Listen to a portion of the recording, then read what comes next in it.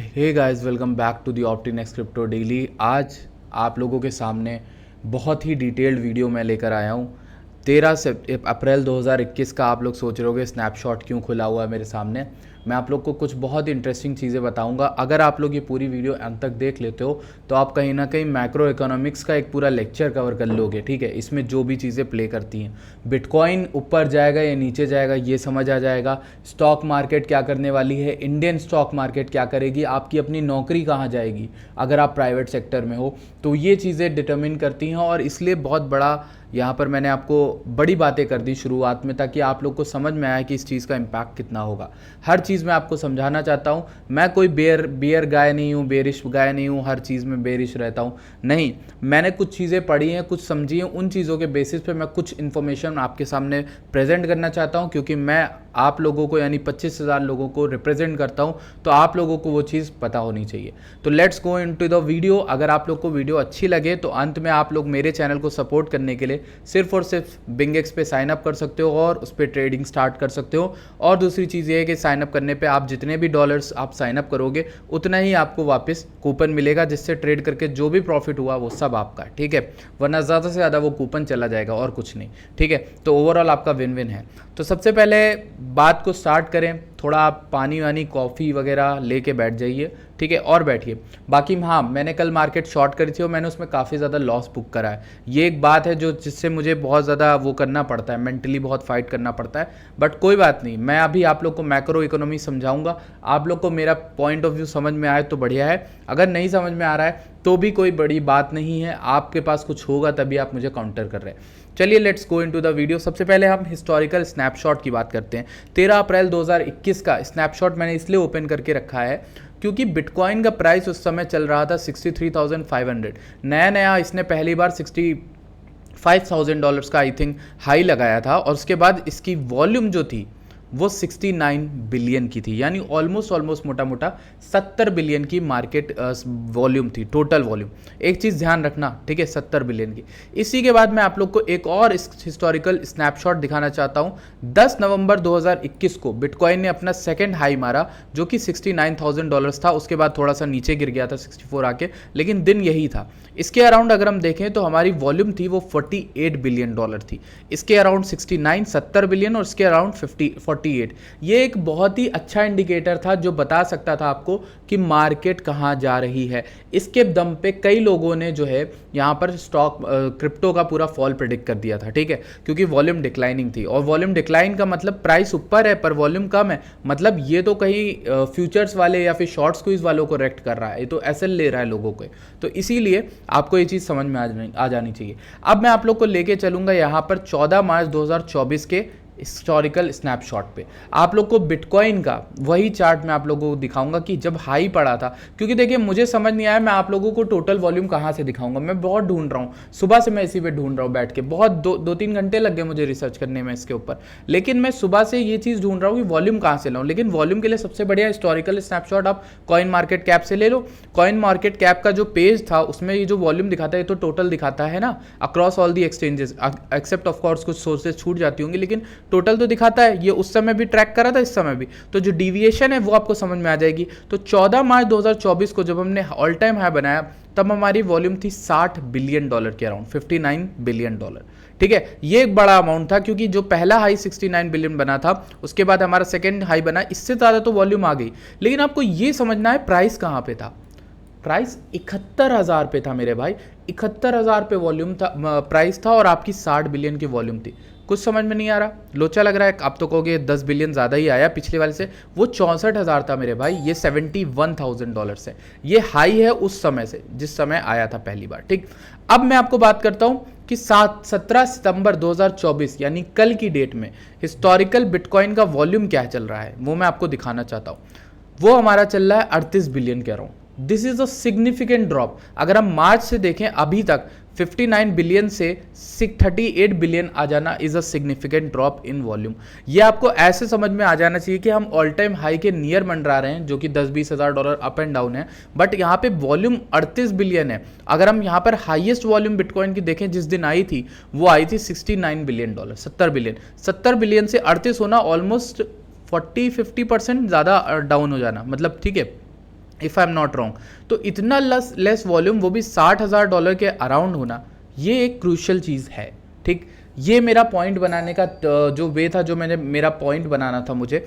अब इसके बाद हम चलेंगे अपनी कहानी के ऊपर। एक कहानी सुनानी है मुझे आपको, वो है कि रिसेशन और यहाँ पर इंडियन मार्केट्स पे क्या डेंजर मंडरा रहा है। ठीक है, और मैंने टॉपिक्स कहीं लिखे हैं जो मुझे कंपेयर करने हैं। तो सबसे पहले तो हम एक चीज़ जानेंगे कि S&P यानी US का स्टॉक मार्केट, वो किस तरह से प्राइस को डिटरमिन करता है, वो किस तरह से एक्ट करता है, और उससे हमारे इंडियन मार्केट और बिटकॉइन को क्या फ़र्क पड़ता है। ठीक है, ये है हमारा S&P का चार्ट। ठीक है, आप लोग को S&P का चार्ट दिख रहा है। इसमें डेली में इसने ऑल टाइम हाई के अराउंड जाने की कोशिश की, या फिर उसके अराउंड या उसके निचले हिस्से में गया, मेरे ख्याल से एक लाइन है। मैं आप लोग को एक नीचे इंडिकेटर दिखा रहा हूँ। इस इंडिकेटर का नाम है सैम रूल। ठीक है, ये एक इंडिकेटर है जिसने रिसेशन प्रिडिक्ट किया है। ये इंडिकेटर लास्ट टाइम चला था 11 मई 2020 के अराउंड रिसेशन सिग्नल आया था। इस बार इसमें रिसेशन सिग्नल आ गया है और धीरे धीरे हम अप जा रहे हैं। इस इंडिकेटर के बढ़ने पे रिसेशन के बढ़ने की प्रोबेबिलिटी बढ़ जाती है। ऐसा ज़रूरी नहीं कि हर बार रिसेशन इससे आया हो, लेकिन इसको बहुत बड़े बड़े मैक्रो इकोनॉमिस्ट यूज़ करते हैं। मतलब हम आप नहीं करते यूज़, यूट्यूबर्स नहीं यूज़ करते, ट्रेडर नहीं यूज़ करते, इसे बहुत बड़े गवर्नमेंट के एडवाइजर्स यूज़ करते हैं। ये खुद जिन्होंने बनाया वो फेड की जो पर्सनल जो है उनको गाइड करती हैं, तो वो यहाँ पर काम करती थी पहले। ठीक, तो कहीं ना कहीं उन्होंने ये इंडिकेटर बनाया था जो रिसेशन को इंडिकेट करता है।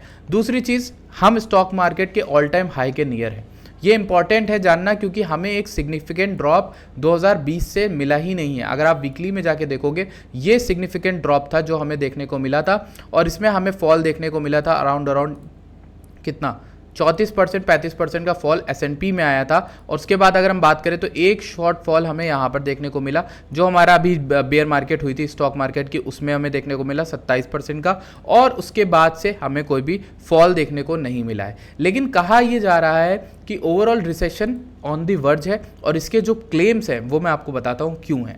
ठीक है, उसके लिए हमें समझना ये होगा, कुछ चीज़ें जो मैंने अभी आप लोग को टेलीग्राम पर देकर बताई थी, उन टेलीग्राम वाली चीज़ों को आपको समझना पड़ेगा। ठीक है, वो क्या है, देखो सबसे पहले यहाँ पर मैंने आपको एक चार्ट बताया है, recession impacts on S&P 500 and Nifty. ठीक है, ये क्या पड़ता है, जब जब स्टॉक मार्केट में US के रिसेशन आया है, तब निफ्टी ने कैसा किया और बिटकॉइन ने कैसा किया, सब चीज़ें मैं आपको बताऊंगा। सबसे पहले आप देखो 1945 में निफ्टी थी नहीं, तो इसके अलावा हटा देते हैं। 1973 से 1975 से देखते हैं, जब स्टॉक मार्केट में 16 महीना का रिसेशन आया था US में, 48% S&P गिरा था और 45% निफ्टी गिरा था। ठीक है, उसके बाद अगर हम बात करें नीचे आके, तो हमें निफ्टी की जो है फॉल ही दिखती है और S&P से ज़्यादा दिखती है।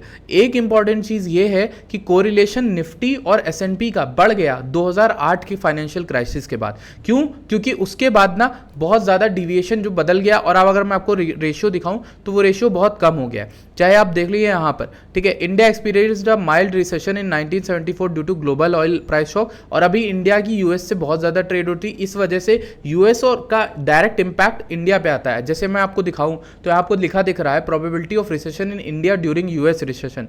1970 से 10 में से 7 US के रिसेशन इंडिया में रिसेशन ला ही लाए हैं। उसके बाद देखना जो इंपॉर्टेंट है, पोस्ट लिबरलाइजेशन होने के बाद इंडिया में 1991 के 5 में से 4 US के रिसेशन इंडिया के अंदर इंडिया के अंदर रिसेशन लेकर आए थे। तो ये बड़ी बात है कि अगर USA में रिसेशन आता है तो इंडियन मार्केट में रिसेशन आएगा ही आएगा, उसको कोई नहीं रोक सकता। 4 में से 5 है, हो सकता है आप लकी होगी 1/5 ना आए, लेकिन ये चीज़ आपको ध्यान रखनी। इसलिए अगर आप प्राइवेट सेक्टर में हो, आप अपनी जॉब्स को बांधे रखो, additional sources of income create करो। आप एक कंटेंट क्रिएटर हो, आप ट्रेडर हो, प्लीज़ एक जॉब पकड़ो। प्लीज़, अगर आप ट्रेडर हो, आप एक जॉब ज़रूर पकड़ो। ठीक है, पर्सनली वो बहुत ज़रूरी है, क्योंकि अगर आप ट्रेडिंग करके दम पे जीना चाहते हो तो नहीं जी सकते, क्योंकि इसमें आपको बहुत ज़्यादा कहीं ना कहीं आपको अनसर्टेन इवेंट्स मिलेंगे। कभी कभी चॉपी मार्केट 6 महीने रह जाएगी, तब आपको ट्रेंड नहीं मिलेगा। आप चॉपी मार्केट में अप डाउन करोगे तो एक दिन ट्रेंड आ जाएगा, आपका SL हिट हो जाएगा और आप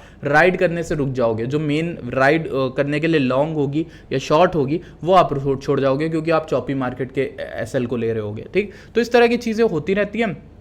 अगर आपके पास जॉब नहीं है तो जॉब पकड़ो, एडिशनल सोर्सेज ऑफ इनकम पकड़ो, क्योंकि इंडिया में भी रिसेशन आएगा ही आएगा अगर US में आएगा, जहां तक मेरा मानना है, मैंने जितने चार्ट्स पढ़े। ठीक, अब हम बात करने वाले हैं US का रिसेशन हो गया। रिसेशन आपको पता है क्या होता है, रिसेशन जॉब्स जाती हैं, रिसेशन में कई सारी जॉब्स जाती हैं। मेरे पास एक डेटा है, वो मैं आपको दिखाना तो ज़रूर चाहूँगा। मेरे ख्याल से यहाँ पर नहीं है, बट उसमें क्या था कि 2020 में कोविड में रिसेशन जितने जितने आ रहे हैं 1970 से, उसके बाद जितने भी रिसेशन बढ़ रहे हैं ना भाई, तो उन हर एक रिसेशन में आपको ना बहुत ज़्यादा वो दिखने को मिलता है कि इस बार जॉब ज़्यादा जा रही हैं। जैसे पहले 8 मिलियन, 2 मिलियन, 4 मिलियन ऐसे जा रही हैं। 2020 के रिसेशन में यानी कोविड के दौरान 22 मिलियन जॉब्स गई थी। ऑल ओवरऑल एस्टिमेट है, सिर्फ नंबर है ये, तो सिर्फ उनका नंबर है जो रजिस्टर्ड है, इससे ज़्यादा जॉब्स गई होंगी। तो आप समझ सकते हो कितना इम्पैक्ट बढ़ रहा है हर बढ़ती मार्केट के साथ, बढ़ते टाइम जाने के साथ, और जितना जितना ग्लोबल पूरी इकोनॉमी एक दूसरे से कनेक्ट हो रही है, अगर एक कंट्री में लॉकडाउन लगता है तो दूसरे में लगता है, सब में लगता है, और सबकी जॉब्स वहाँ पर बंद हो जाती हैं। तो इसलिए रिसेशन जो है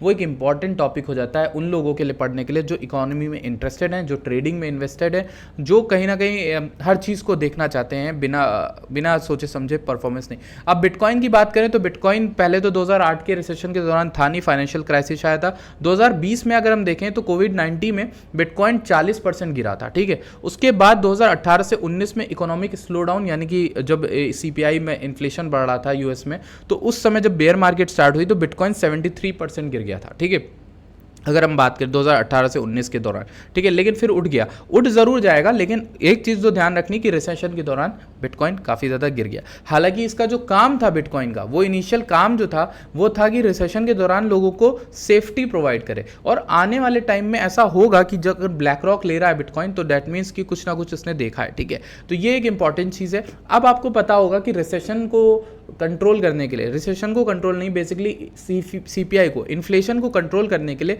फेडरल रिजर्व क्या करता है, फेडरल रिजर्व निकालता है यहाँ पर कुछ चीज़ें।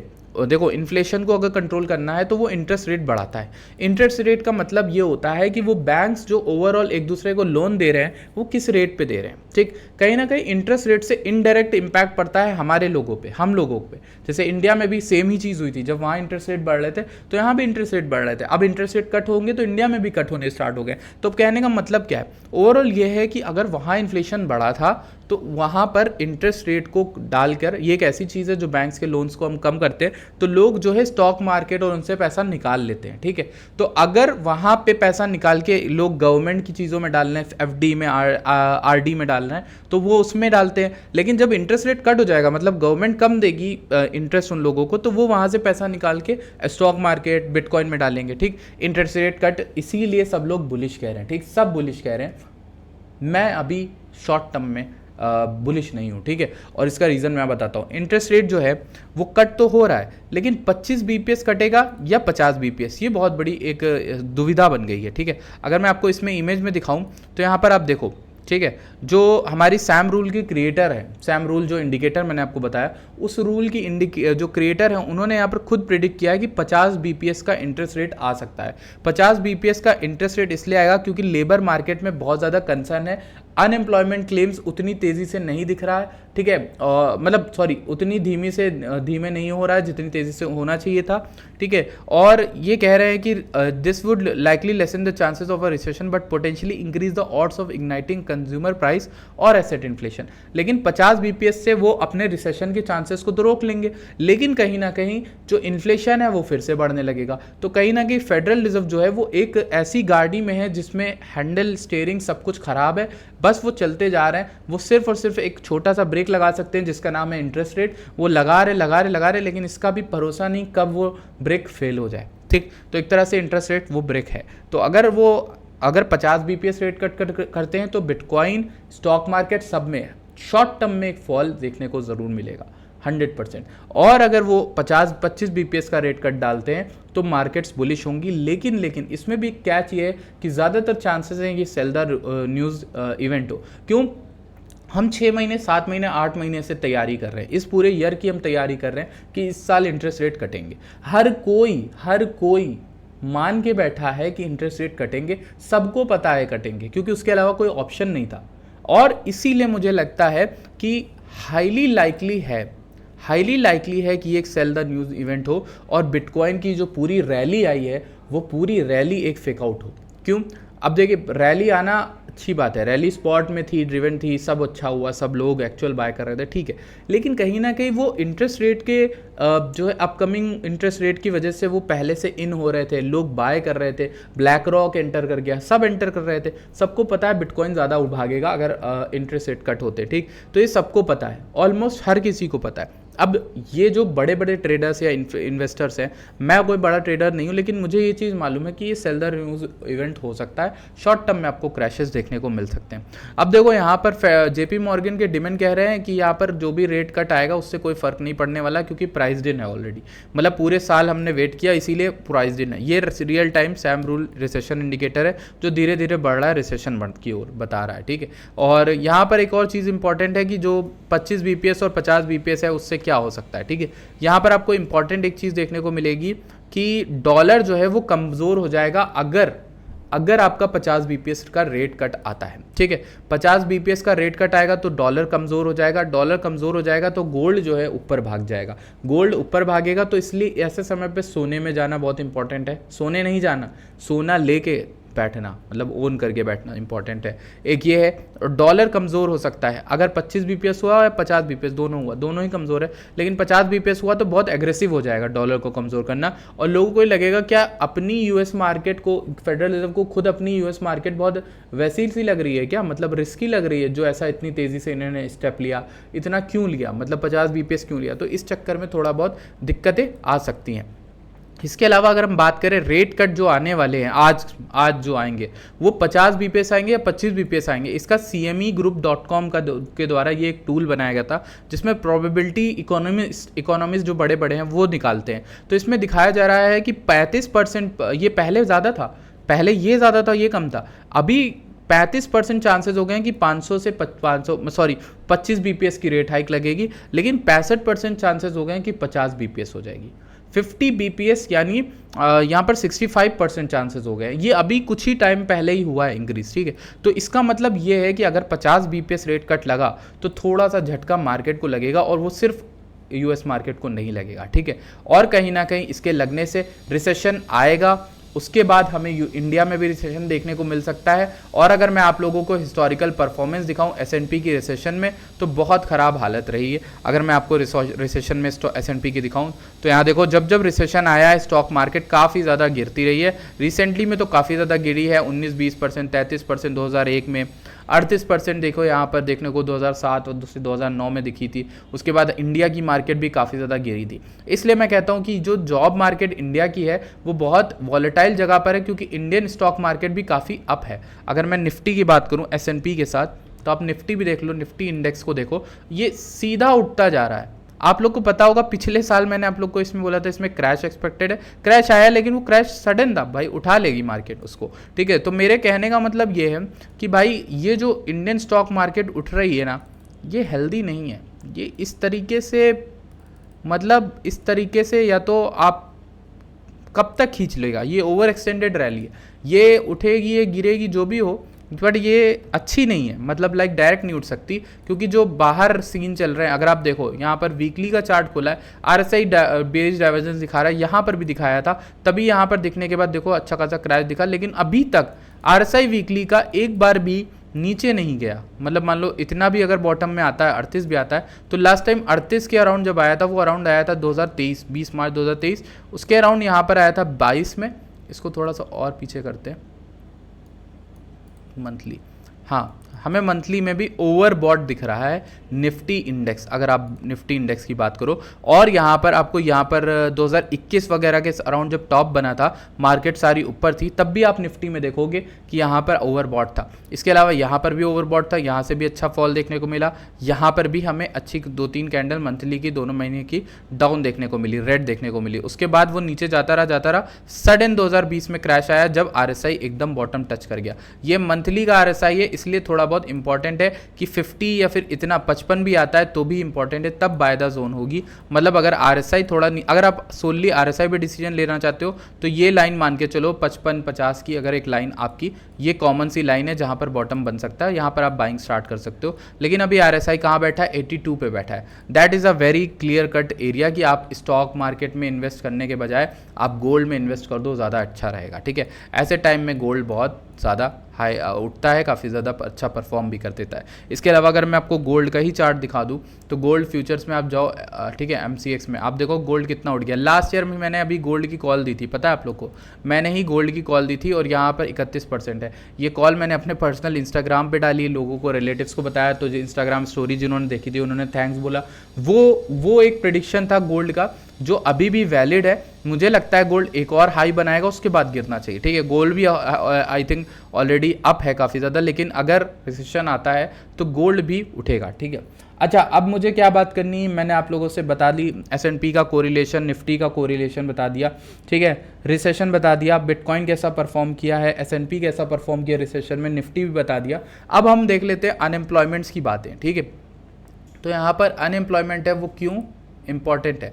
एक चीज़ और बतानी है मुझे आपको, एक चीज़ और बतानी है, ठीक है। यूएस का यील्ड कर्व, ठीक है, यूएस का यील्ड कर्व बहुत इंपॉर्टेंट डेटा है। यूएस ट्रेजरी का यील्ड कर्व यानी बेसिकली यूएस की गवर्नमेंट किस तरह से प्रॉफिट जनरेट कर रही है, ठीक है, यील्ड दे रही है तरह तरह के बॉन्ड्स एंड सिक्योरिटीज़ पे। अब एक चीज़ समझना बहुत इंपॉर्टेंट है, जब 1 मंथ यानी शॉर्ट टर्म पीरियड के जो यील्ड है, यानी शॉर्ट टर्म में जो प्रॉफिट बना रही है, वो लॉन्ग टर्म प्रॉफिट से ज़्यादा हो जाए तो थोड़ा सा इन्वर्टेड एक फिनोमेना होता है, उसे इन्वर्टेड यील्ड कर्व कहते हैं। इस वजह से एक रिसेशन ट्रिगर हो जाता है। हर रिसेशन, मतलब मोस्टली रिसेशन से पहले ये चीज़ हुई है। अगर आपको नोटिस करोगे, आप यहाँ पर डायरेक्ट देखो, 1 मंथ का यील्ड 4.9 पहुँच गया, 1 ईयर का यील्ड 4% पहुँच गया, 2 ईयर का यील्ड 3.5 पहुँच गया और 10 ईयर का यील्ड 3.64 पहुँच गया। और अगर हम 30 साल की बात करें तो 3.9 है। तो इंपॉर्टेंट ये है कि सेकेंड ईयर का यील्ड 10 ईयर के यील्ड से ज़्यादा नहीं जाना चाहिए, जो कि अभी रिसेंट में गया था, ठीक है। इसकी वजह से एक आर्टिकल यहाँ पर वॉल स्ट्रीट में लिखा भी गया था, इसके बारे में आपको पता होगा, 10 year treasury yield minus 2 year treasury yield, ये इन्वर्ट हो गया था। इन्वर्शन से ये होता है, for decades an uninverted yield curve in which longer term treasury yields less than shorter term notes was taken as signal that a recession was looming, if not necessarily imminent. Often the yield curve has an uninverted just as recession was starting or about to begin, with short-term yields falling faster than longer ones in anticipation of aggressive rate cuts by the Federal Reserve, ठीक है।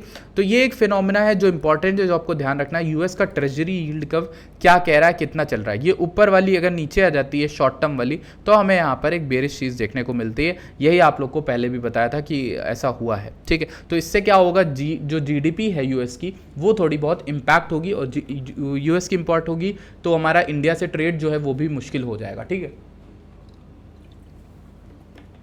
इसके अलावा अगर मैं आप लोगों से बात करूं इंपॉर्टेंट चीज़ के बारे में, तो मैंने आप लोगों को ये चीज़ तो बता दी जो इंपॉर्टेंट है। अब चलते हैं हम लोग बिटकॉइन के चार्ट पे। जो लोग आई एम श्योर बहुत टाइम से वेट कर रहे हैं बिटकॉइन के लिए मेरी अपडेट के लिए, तो देख लो, ये है मेरा डेली का बिटकॉइन चार्ट, ठीक है, आप लोगों के सामने। आप लोग को क्लियर कट दिख रहा होगा हर चीज़। EMAs की बात कर लेते हैं कि ट्रेंड डिटरमिन करने के लिए हम EMAs को यूज़ करते हैं। जैसे ये लाल, ऑरेंज, नीली, ब्लू, वाइट, ये सारी EMA हैं, ये यहाँ पर बैठी हुई हैं। मैंने आपको ये बताया कल की वीडियो में, ठीक है। मैंने बोला इन EMAs का रिक्लेम होना बहुत इंपॉर्टेंट है for any kind of upward trend, ठीक। अगर आपको अपवर्ड ट्रेंड चाहिए तो इन EMAs का रिक्लेम होना इंपॉर्टेंट है, ठीक। अब जैसा क्या हुआ, कल हम नीचे गिरे, ठीक, अराउंड 58,87500, यहाँ पर 58, कल की कैंडल का लो था 57,600, वहाँ से हम धीरे धीरे उठे। उसके बाद उठने के बाद ये वही लाइन है जहाँ पर मैंने डाला था टेलीग्राम पे last line for bulls to hold, तो वो वहीं से देखो उठा, ठीक है। उसके अलावा मैंने जो है पर्सनली यहाँ कहीं पे शॉर्ट बनाया था, जिसमें यहाँ पर ऊपर काफ़ी ज़्यादा लॉस पे कट करा, अराउंड 40-70%। अगर हम यहाँ पर बात करें इस एरिया की, देखो इस एरिया की, ये जो हाई है, अब अगर ब्लू लाइन रिक्लेम होती है तो हमें यहाँ पर वॉल्यूम का वेट करना है, क्योंकि वॉल्यूम है नहीं, वॉल्यूम इंटरेस्टिंग नहीं है भाई। वॉल्यूम आप कहोगे वॉल्यूम है भाई, वॉल्यूम तो ये देखो यहाँ पर भी थी, क्या उठा नहीं ना, वॉल्यूम तो इंटरेस्टिंग नहीं है, वॉल्यूम तो नहीं आ रही, ठीक। फिर दूसरी चीज़ अगर मैं मैक्रो में बताऊँ तो मैंने आपको स्नैपशॉट दिखा दिया भाई। इस स्नैपशॉट से आपको क्या लगता है, 48 बिलियन, इतने सारे, ठीक है। ये सब चीज़ें देखो, 10 नवंबर की, ये 14 मार्च की, ये सब चीज़ें देखो, इंपॉर्टेंट होती है भाई ये सब चीज़ें देखनी। अगर हम देखें तो रिक्लेम करने के लिए हमें 60,700 के ऊपर क्लोजिंग करनी है डेली में, जो मुझे लगता है बहुत ईजी है। अगर करना चाहे तो ये कर सकता है 2 मिनट में, बहुत ज़्यादा कुछ बड़ी बात नहीं है। इसके बाद अगर हम वीकली में बात करें तो वॉल्यूम ऑब्वियसली डिक्लाइन पे है, कुछ इंक्रीज वॉल्यूम दिख नहीं रहा। ग्रीन वैल्यू अच्छी खासी जो हमें वॉल्यूम दिखी थी वो 2 बिलियन की इस कैंडल में बाइनेंस के USDT पेयर में वो यहाँ पर देखने को मिली थी around in this candle, vector candle, ठीक है, 63,164 वाली।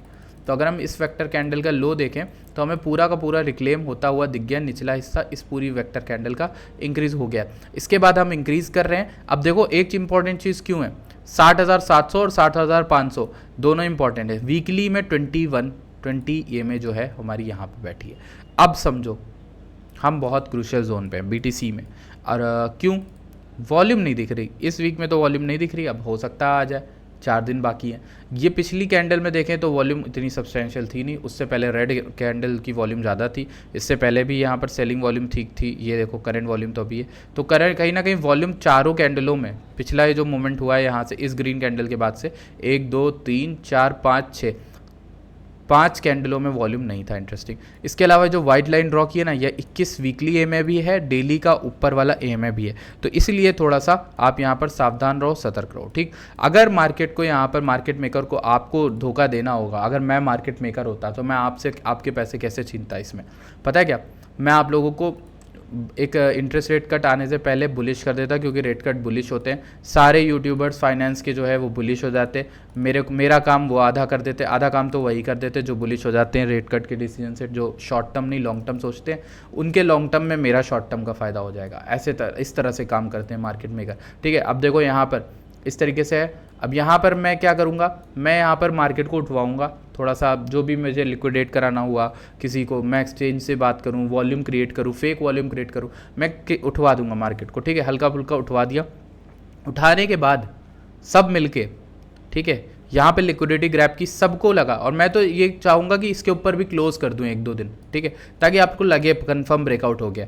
जब 1-2 दिन बीत जाए, वहाँ से मैं पूरी मार्केट की लिक्विडिटी लेके शॉर्ट कर दूँ पूरी मार्केट, और सेल मार के चला जाऊँ, ठीक है। मुझे लिक्विडिटी मिल जाएगी, मार्केट मेकर्स का काम हो जाएगा, बाइनेंस को अपना फ़ायदा मिल जाएगा, जो ये काम कराने का मिलता है वो हो जाएगा। तो और दूसरी चीज़ क्या है, सबको तो पता ही था रेट कट शॉर्ट टर्म में बेरिश होते हैं, लेकिन सबने ध्यान नहीं दिया। सबने ध्यान क्यों नहीं दिया, सब सोच रहे थे रेट कट एक साल में हमेशा प्रॉफिट देते हैं, रेट कट आने से सारी स्टॉक मार्केट उठती हैं, इसलिए मैं वहाँ पर, लोग भी अपने आप को एक रीज़न दे देंगे और मेरा काम भी हो जाएगा। तो कहीं ना कहीं मार्केट अगर बेरिश होगी तो वो इस लाल EMA के नीचे भी है, और ऑरेंज EMA के नीचे आगे तो और बेरिश है, यानी 54K के नीचे। तो इसके लिए हमें क्या करना है, हमें डेली के EMAs देखने, डेली का प्राइस चेक करना ज़्यादा इंपॉर्टेंट है। डेली में हमें यहाँ पर एक विक देखने को मिली, लेकिन ग्रीन कैंडल ने इस तरह से बाउंस बैक करा। ये एक बुलिश स्ट्रक्चर है। अगर हम बात करें इसकी, जो 3 कैंडल डाउन गई, एक सिंगल कैंडल ने अप ले लिया, ये एक बुलिश स्ट्रक्चर है। तो मुझे लगता है शॉर्ट टर्म में हमें एक अच्छा पंप देखने को मिल सकता है।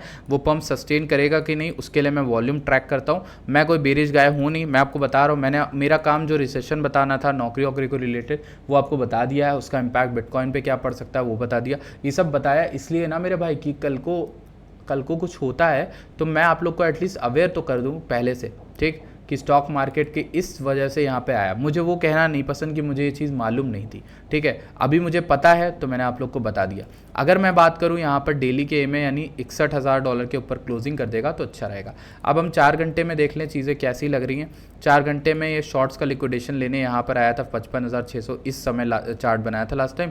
उसके बाद काफ़ी अच्छा पंप हुआ, उसके बाद EMA गया। EMA को देखकर ट्रेड करना ज़्यादा इंपॉर्टेंट नहीं है, लेकिन हाँ डेली का ट्रेंड उसमें मिल जाता है। अब मैं आपको इस चार्ट पर ले चलता हूँ जो इंपॉर्टेंट है। 4 घंटे के चार्ट में हमें यहाँ पर एक RSI फीका पड़ता हुआ दिख रहा है। ये देखो हाई है, ये लोअर हाई है, ठीक है। RSI ने लोअर हाई बना दिया, दैट मीन्स प्राइस ने क्या बनाया, हायर हाई बनाया।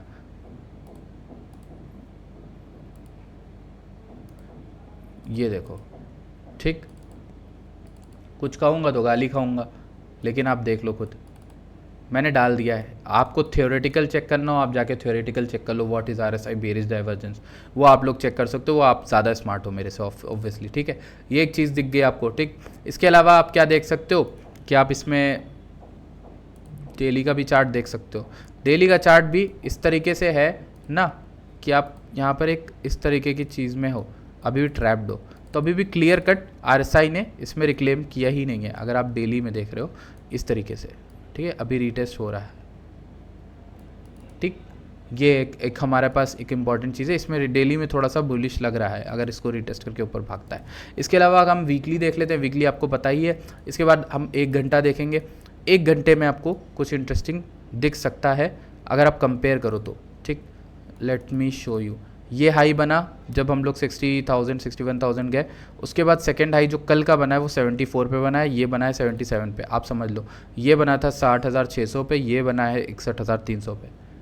आपको RSI की बेरिश डाइवर्जेंस दिख गई if you think this is not a bearish divergence, ठीक है। हालांकि शॉर्ट ये वाली जो अपनी बेरिश डाइवर्जेंस यहाँ पे क्रिएट हुई ये हो गई, ये प्ले आउट हो गई। यहाँ से यहाँ वाली भी प्ले आउट हो गई है। अगर हमें देखना है तो यहाँ से यहाँ वाली अगर एक और बाउंस बनता है, जो कि मैं एक्सपेक्ट कर रहा हूँ इस तरीके से हो, तो M पैटर्न बन के इस तरीके से मार्केट मेकर नीचे लाए। अच्छा, मैं आपको एक और कॉन्सेप्ट सिखाना चाहता हूँ यहाँ पर। क्या कौन सा कॉन्सेप्ट है? मार्केट मेकर मॉडल में अगर हम देखें तो पहला level 1 rise, level 1 drop, level 2 rise, level 2 drop, level 3 rise, ठीक है। इस तरीके के हमें एक ड्रॉप मिला। इसको आप इलियट वेव से भी जोड़ सकते हो, बट इलियट वेव की जगह मार्केट मेकर का ये मॉडल है। ये किस तरह से वर्कआउट करता है? पहले हाई जाता है, फिर एक M तरह का पैटर्न बनाता है, फिर उसके बाद हाई लेता है और उसके बाद कन्फर्म रिवर्सल हो जाता है और मार्केट नीचे आती है। नीचे आने के बाद भी इसी तरह का लेवल 1, लेवल 2, लेवल 3 ड्रॉप होता है। लेवल 3 ड्रॉप के बाद अगर हम देखें तो यहाँ पर एक W टाइप का पैटर्न बनेगा जो कि फेलियर होगा, स्विंग फेलियर।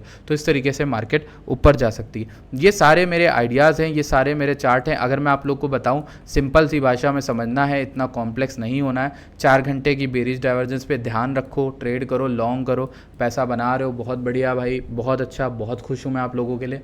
और अगर आप लोग यहाँ पर मतलब अपना पैसा बना रहे हो तो आप मेरा थोड़ी ना कोई नुकसान कर रहे हो, इसलिए मैं आप लोग के लिए बहुत खुश हूँ अगर आप लोग लॉन्ग करके पैसा बना रहे हो, ठीक है। मैं यहाँ पर अभी स्टेबल में रहना ज़्यादा प्रेफर करूँगा और लॉन्ग की एंट्री अगर आपको बिटकॉइन में देखनी है, मेरी बात मानते हो, अगर सुनते हो तो आप यहाँ पर लॉन्ग बनाना ना। जब आप पूछ सकते हो मुझसे, आप पूछ सकते हो आसिफ भाई आप बुलिश कब होगे, ठीक। आप ये भी कह सकते हो कि आसिफ भाई अगर आप बेरिश, तो मतलब मार्केट तो आपके हिसाब से नहीं चलती ऑब्वियसली। मैं यहाँ पर बेरिश रहूँ ऐसा भी नहीं है कि हमेशा रहूँ, ठीक। तो इम्पॉर्टेंट क्या है भाई, आप पता कैसे करोगे कि मतलब कब बुलिश हो जाना है? मैं बताता हूँ। ये दिख रहा है एरिया, ये वाला हाई $65,000 का, ये एक ऐसा एरिया है ना जो बहुत हिडन कॉन्फ्लुएंस है यहाँ पर, ठीक। देखो पहले तो हम वीकली में लोअर लोज बना रहे थे, ठीक मेरे भाई। वीकली में अभी भी RSI नीचे, बात याद रखना, ठीक है।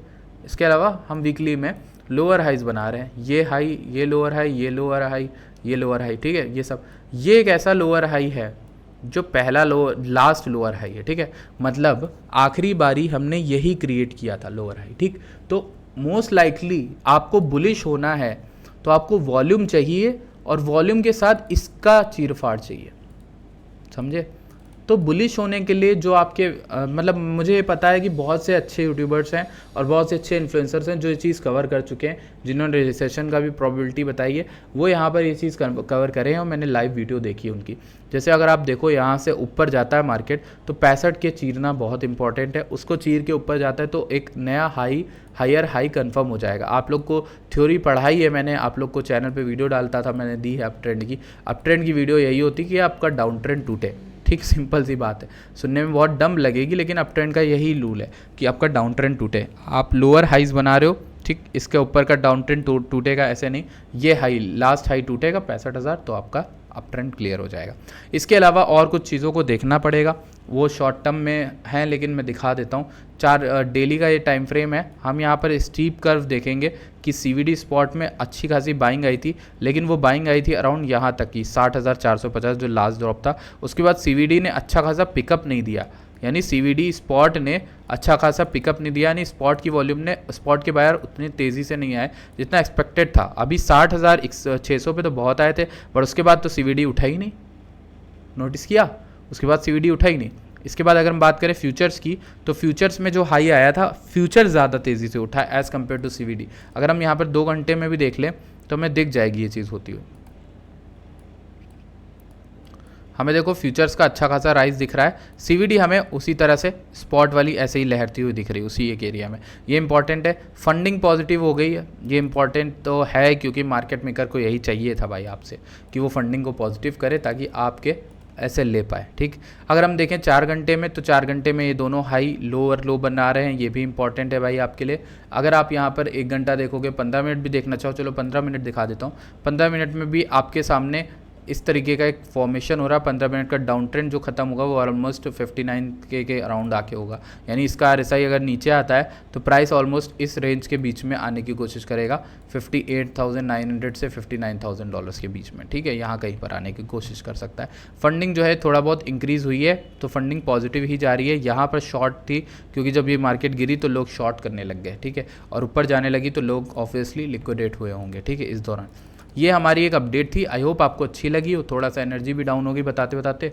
अगर आपको चैनल को सब्सक्राइब, अगर चैनल से आपको कुछ भी इन्फो मिली है तो प्लीज़ मेक श्योर करिए कि बिंगेक्स पे जाकर आप अकाउंट बनाएं और हमारी रेफरल लिंक से बनाएं। डिस्क्रिप्शन में आपको लिंक है। ऑफ कोर्स आपकी रेफरल साइनअप से हमें फ़ायदा होता है, हमारे चैनल को फ़ायदा होता है, जिससे हम आपके लिए ऐसी अपडेट्स, ऐसी इन्फॉर्मेशन और ज़्यादा से ज़्यादा इंसेंटिवाइज अप्रोच से आपको क्वालिटी वीडियोज़ दे पाएँ, क्वालिटी इन्फॉर्मेशन दे पाएँ। Thank you so much for watching this video. I will see you guys in the next video. Till then bye bye, take care and stay safe.